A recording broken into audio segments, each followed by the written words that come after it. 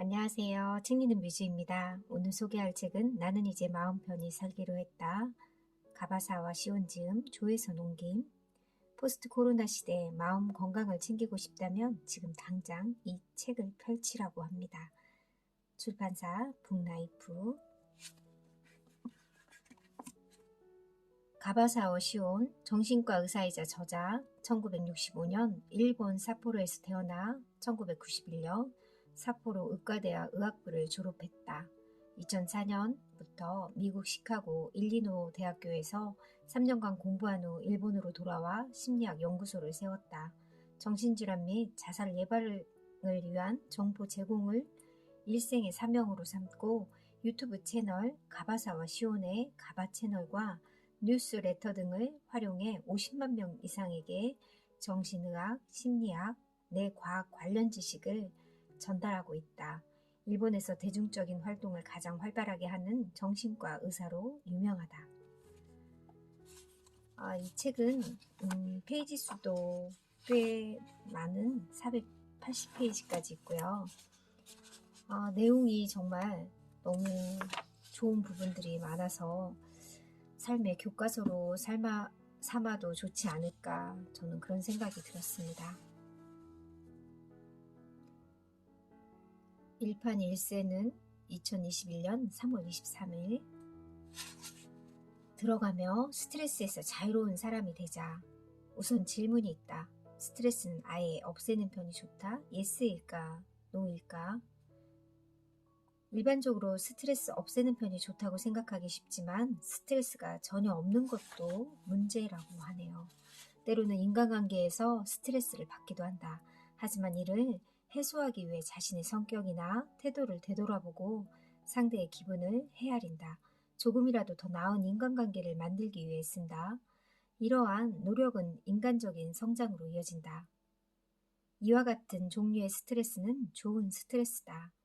살아가는데 꼭 필요한 자극을 주기 때문이다. 적당한 스트레스는 뇌 기능을 활성화하고 집중력을 강화하고 기억력을 높인다. 스트레스를 너무 많이 쌓아두면 몸이 망가지고 우울증을 비롯한 마음의 병에 걸린다. 그러니 다음에 2가지에 유념하자. 1. 스트레스가 없는 상태에서 잔다. 2. 스트레스와 피로를 다음 날까지 끌고 가지 않는다. 회복 탄력성을 넘기는 힘이라고 불러도 좋다. 나는 마음의 유연성이라는 표현을 즐겨 쓴다. 마음이 꺾인다라는 말이 있는데 마음이 꺾이는 이유는 버티려 하기 때문이다. 스트레스를 유연하게 받아 넘길 줄 아는 사람은 절대 꺾이지 않는다. 버티는 사람은 더는 못하겠어. 유연한 사람은 이 정도쯤이야. 회복 탄력성이 높은 사람들은 돌진해 오는 스트레스를 막아서지 않고 살짝 피합니다. 스트레스에서 자유로운 사람이 되려면 나쁜 스트레스를 없애야 한다. 이전과 다르게 살고 싶다면 바로 지금이 기회다. 행동하자. 착실하게 실행에 옮긴다면 인생은 분명 달라진다. 차례. 머릿말 모든 고민의 바탕이 되는 해결법. 1장 남이 아닌 나를 바꾸자. 2장 가족과 친구의 삶의 활력으로 삼자. 3장 천직을 목표로 억지로 하는 일에서 벗어나라. 4장 지치지 않는 몸으로 만들자.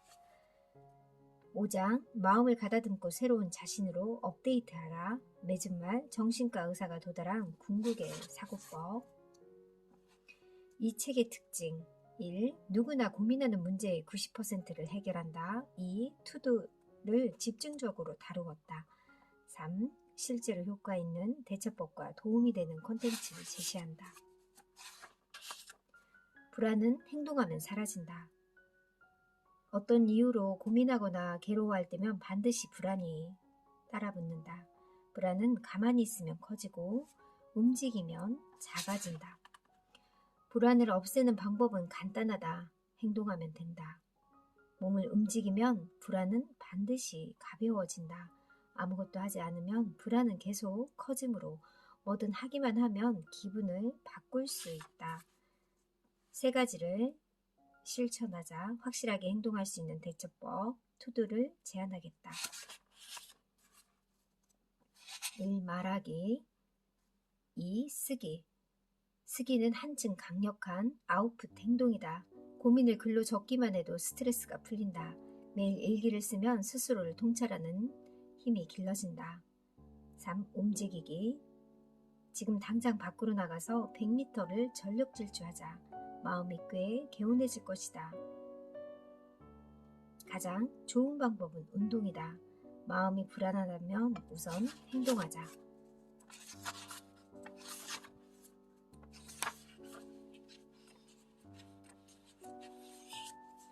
생활 습관을 바로잡아 건강하게 살자. 우울증이 오기 전에 우리는 우울증 환자가 100만 명을 넘긴 시대에 살고 있다. 우울증으로 병원에 다니는 사람이 100만 명이라는 소리다. 가벼운 우울감, 우울증 전조 증상, 가면 우울증에 시달리는 우울증 예비군의 수는 그 몇 배에 달할 것이다. 가장 좋은 우울증 예방법을 한마디로 말하자면 규칙적인 생활이다. 이보다 더 효과적인 방법은 없다.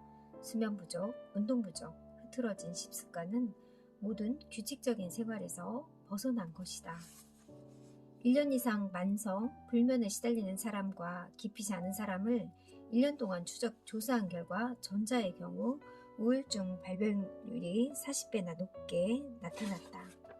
운동, 일주일에 150분 이상 유산소 운동을 하면 약물 치료를 받을 때와 같은 비슷한 강력한 효과를 볼 수 있다. 꾸준히 운동을 하면 당연히 우울증을 예방하는 데 도움이 된다.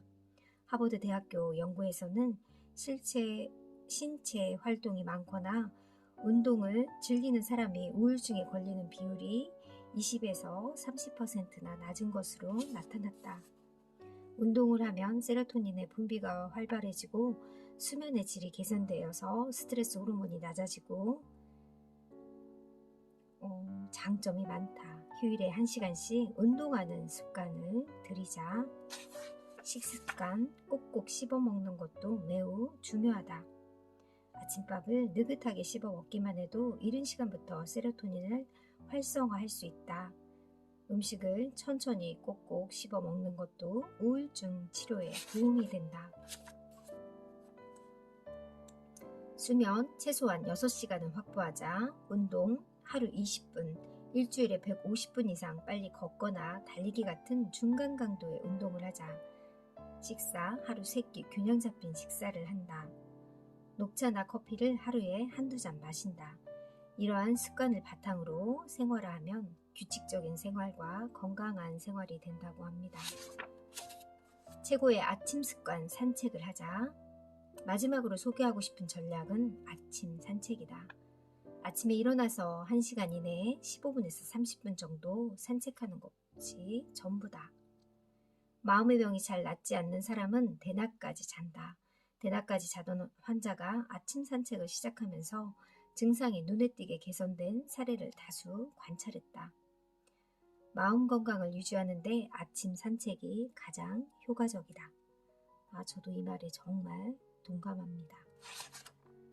건강하던 사람도 바쁜 일상에 치여서 스트레스가 쌓이면 세로토닌을 분비하는 신경이 약해진다. 매일 아침 산책하면 세로토닌 신경을 충분히 활성화하면서 스트레스를 덜어내고 뇌의 피로를 풀 수 있다. 체내시계를 초기화하려면 2500럭스 이상의 햇빛을 5분 정도 쐬는 것이 효과적이다. 아침에는 밖으로 나가자. 비타민 D가 부족하면 골다공증에 걸린다. 구체적인 아침 산책 방법. 산책의 기본 원칙은 기상 후 1시간 이내에서 15분에서 30분 정도 걷는 것이다. 오전 중에 되도록 10시 전에 마무리하자. 30분을 목표로 걷자. 단 30분을 넘기면 세로토닌 신경이 피로해져 역효과가 나므로 주의하자. 아침 산책 후에 밥을 먹자. 아침을 먹으면 어긋났던 뇌의 체내시계와 몸의 체내시계가 더욱 잘 맞춰진다. 더 효과적인 아침 산책 방법. 오후에 산책하면 세로토닌 활성 효과가 낮기 때문이다. 역산하면 오전 7시에 체내시계를 초기화할 경우 밤 10시에서 11시에 잠이 오는 것이다. 마찬가지로 오전 8시에 체내 시계를 초기화하면 밤 11시에서 12시쯤 졸리기 시작한다. 오전 11시에 산책하면 그만큼 체내 시계 초기화가 늦어진다. 10시 전에 꼭 산책을 마무리하라고 합니다. 산책을 매일 하는 것이 가장 좋지만 일주일에 1, 2회라도 하면 그만큼 효과가 난다. 부정기적인 산책이라도 꾸준히 하면 서서히 아침에 눈뜨기가 수월해져 개운하게 하루를 시작할 수 있다. 산책은 하는 만큼 효과를 볼 수 있는 활동이다. 남과 나를 비교하지 않는 방법, 인간관계. 남과 나를 비교하면 불행해진다. 정말 불행의 시작은 바로 비교에서 오는 것 같습니다. 늘 알면서도 또 잘 되지 않는 게 바로 남과의 비교이지 않을까 하는 생각이 드네요. 남이 아닌 나 자신과 비교하자. 정말 가장 좋은 이상적인 비교가 아닐까 하는 생각이 저는 들었습니다. 스스로 성장을 실감하면 더 열심히 하겠다는 의지가 불타오른다. 조금씩이라도 성과가 나오기 시작하면 하루하루가 즐겁고 의욕이 샘솟는다. 타인과 비교하지 말고 타인을 관찰하자. 비교하지 말고 관찰하면 된다. 1등 좀 했다고 잘난 척하네 라며 씨를 험담해서는 안 된다. 주변에 뛰어난 사람을 빈틈없이 관찰하고 따라하자. 그러면 자신의 능력도 분명 향상될 것이다. 분함, 부러움, 질투심, 스스로를 못났다 여기는 자책감 같은 부정적인 감정은 아무 소용이 없다. 남의 의견에 휩쓸리지 않는 사람, 시간은 한정되어 있다. 그러니 남의 인생을 살면서 헛되이 보내지 말라. 스티브 잡스가 이런 명언을 했습니다. 남들은 아무것도 책임지지 않는다. 남의 의견은 어디까지나 참고사항 정도로만 들어주자. 남의 이야기도 너무 마음에 담아두거나 친구나 다른 이의 충고를 너무 마음에 담아둘 필요도 없을 것 같아요. 자신의 의견을 명확히 하자. 나에게 가장 중요한 가치관은 무엇인가? 나의 비전은 무엇인가? 이 두 가지 질문에 망설임 없이 대답한다면 남의 의견에 휩쓸리지 않고 확실한 자신만의 방식대로 삶을 꾸려가는 사람이라고 말할 수 있다. 글쓰기로 자기 통찰력을 기르자.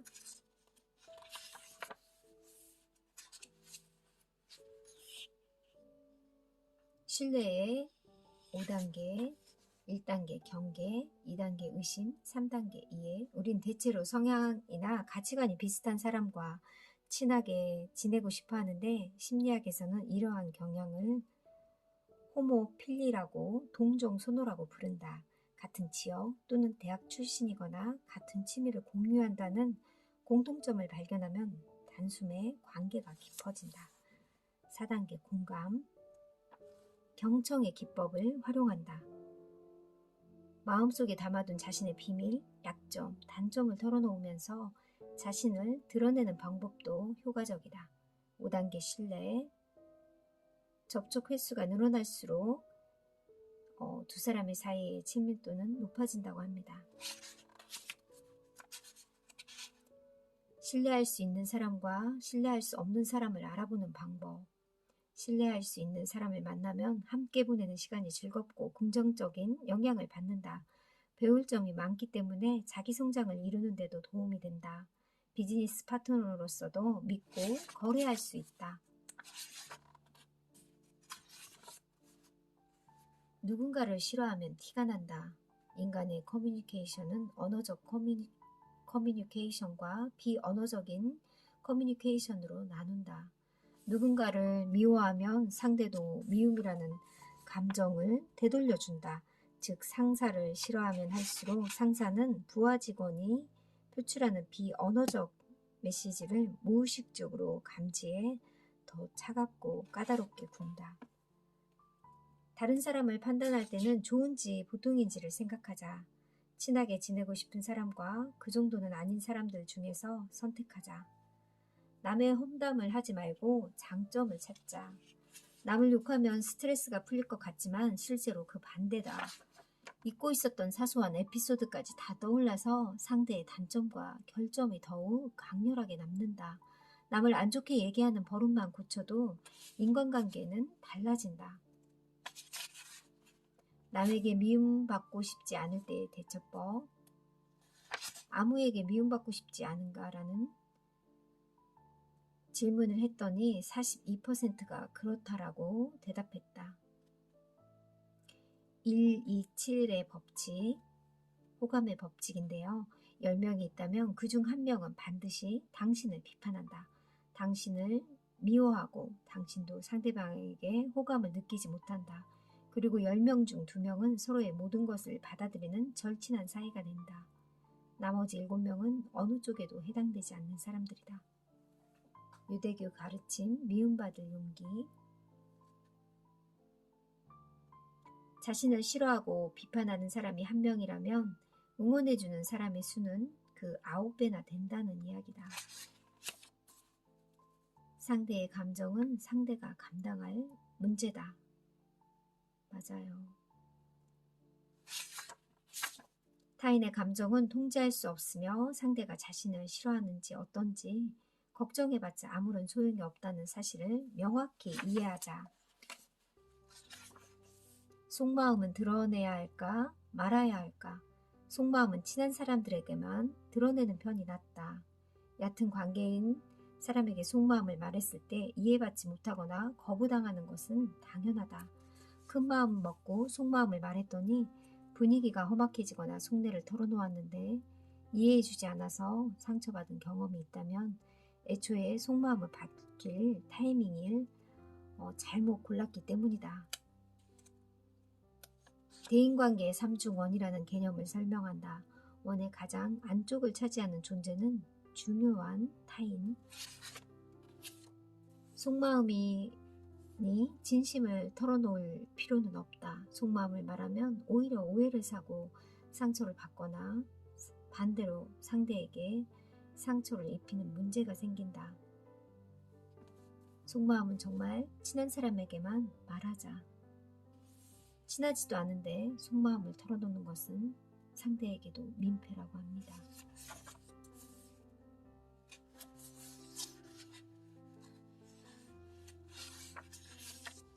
악의를 드러내는 사람에게 대처하는 방법. 악의를 드러내는 사람은 딱한 존재다.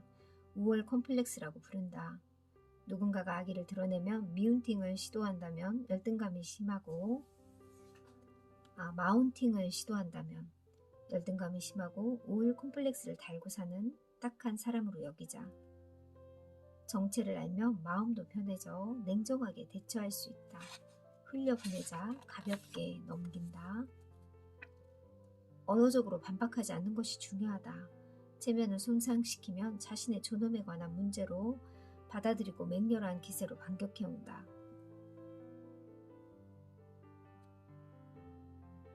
그런 사람에게 절대 대답하거나 반박해서는 안 된다. 철저히 무시하고 상대에 주지 말아야 한다. 타인을 변화시키는 방법. 타인을 변화시키는 일은 극심한 스트레스를 준다. 정보를 전달할 때는 상대가 실천하느냐 마느냐는 별개로 이런 정보가 있습니다. 이런 통계 자료가 있습니다.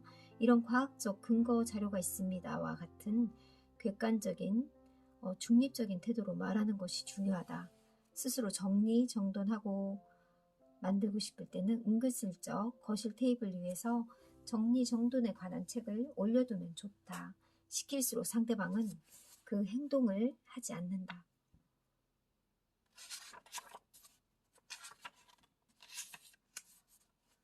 이 장부터는 다음 시간에 소개할게요. 감사합니다.